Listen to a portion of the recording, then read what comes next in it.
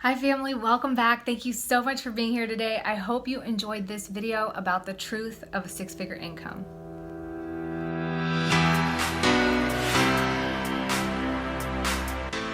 So in the last video, we talked about minimalism, money, and do what you love and what they have in common. And it's not something that was exactly summarized on the video, but the commonality is that they are pathways or roads that we all seek to achieve a level of freedom. And that's ultimately what I believe most of us want in life. We just want to be free to do what we want. We want to be happy doing it. We want to feel enjoyment in our life and love and to be loved and to express love. And I really think that's the root of most of us. So when it comes to finances, this has been like a hailed road. It's the path to a six-figure income or how to make six figures. And there are a lot of things that I wish I knew prior to moving down that road and acquiring that said amazing place to be, that I wish I knew beforehand and that I wish that other people had talked to me about. So I decided to make this video to let you guys know so that you can kind of chew on some aspects of it that are not really hailed in society or even foreseen, and also because I'm going to be doing a follow-up video on how minimalism actually helped me achieve the life that I'm living now. And money is not something that I like to disclose or talk about personally because I just think it's so silly and it's so fun. I love being on the back end and seeing what societal perception tends to bring together when they want to judge or look at things based on your appearance or like what you're doing. It gives you a lot of insight in psychology, which is something that I really love looking into. So anyways, before I get too sidetracked on that, the first thing that I want to talk about that is the truth about a six-figure income is that while a six-figure income is hailed to be this amazing place to be,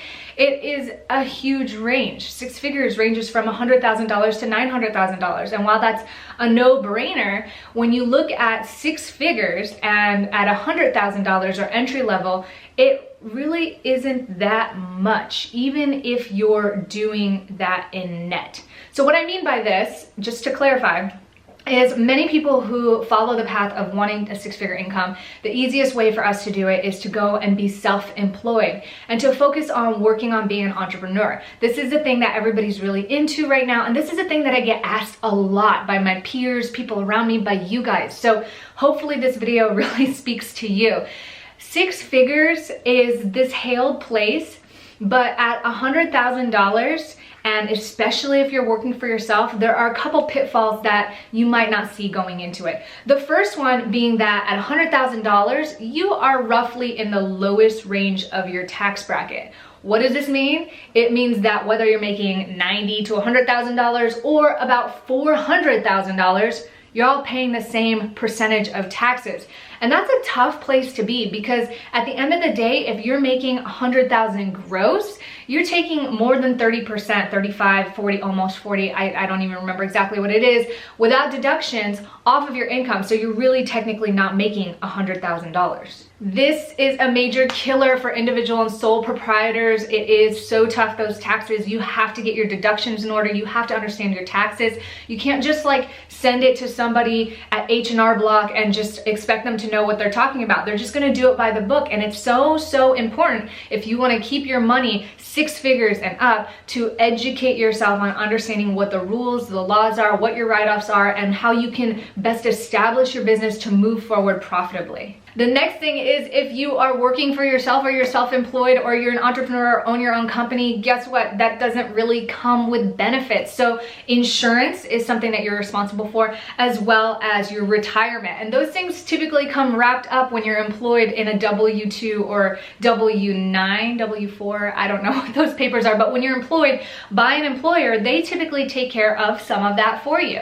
Well, when you are self-employed and you're trying to take care of that yourself, guess what? It comes out of your pocket. And a lot of times, especially if you're individual sole proprietor, you're gonna have to spend that out of your own pocket, meaning that your company isn't paying it for you. So again, it's really important to educate yourself on the structure of businesses and how you can leverage those structures to benefit you both financially and for your business. Now, when it comes to retirement, a lot of us that are self-employed or entrepreneurs prefer the Roth IRA or IRA route. but you have a maximum cap that you can pay into this IRA or retirement account every single year. That cap's $11,000. So at $100,000, that's more than 10% of your income. So think about that for a minute. The next thing is with market deflation, $100,000 is not so hard anymore. 50 years, it was really a big thing to make 6 figures. Now the next 6 figures is 7 figures. Everybody and their brother, it's easy to make 6 figures, especially in this country, if you get out of your job and focus on becoming self-employed and your own entrepreneur.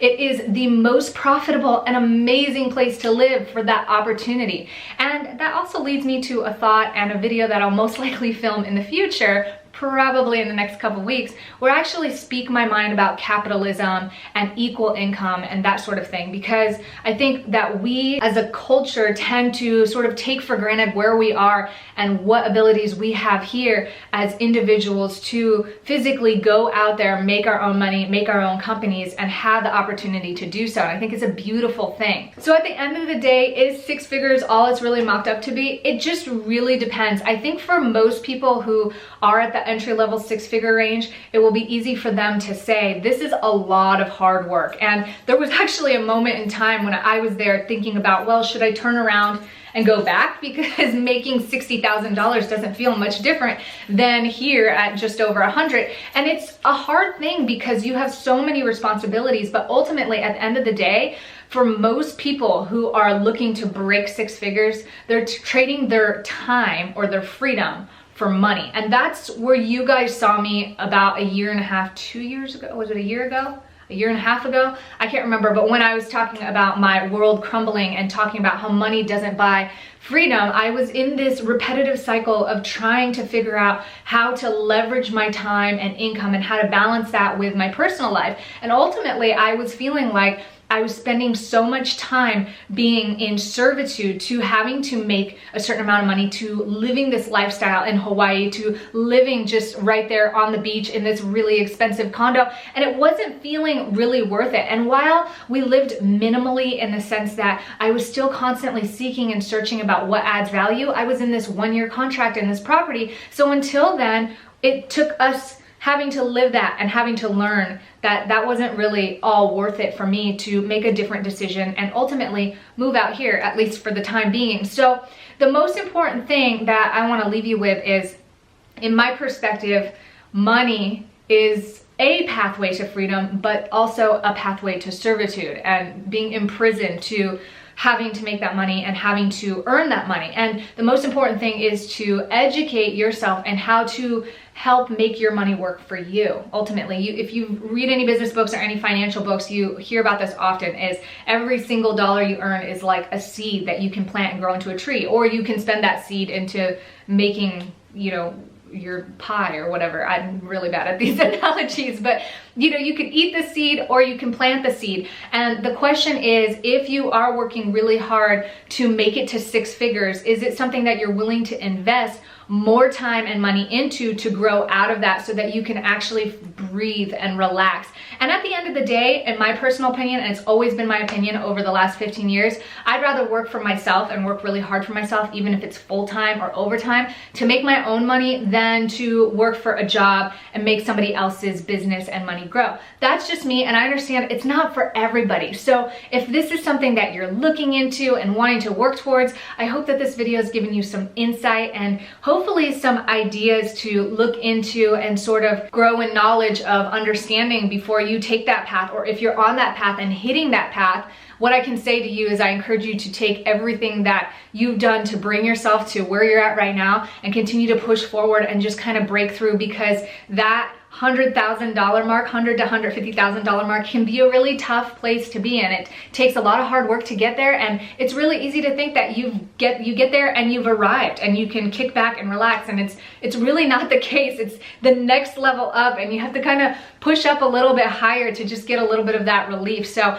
I hope you guys really feel like this video has added value. I hope that it all makes sense in the way that I'm giving it to you. And if you do have any other questions or thoughts about that, stick them in the comments below. I know a lot of you guys snap me and tell me about how you guys broke the $100,000 limit and the taxes are huge and all of that. And if you guys are really interested in this stuff, I love this stuff. I'm super passionate about it, and stick around if you haven't subscribed. I'm going to be doing a minimalism video talking about how minimalism helped me achieve my first $100,000. And I am also going to be talking about what I believe about capitalism and if everyone should earn equal income and why and how we can all get there. And I just really love sharing this journey with you guys and you guys being a part of it, and hopefully encouraging you guys to find your path and to improve your lives, your entire situation in health, body, mind, career, relationships, all of the things that you need to live the best life possible and to grow to be the best you possible. So remember to be good, be great, be grateful, have yourself a great day out there, and I will see you in the next video. Ciao.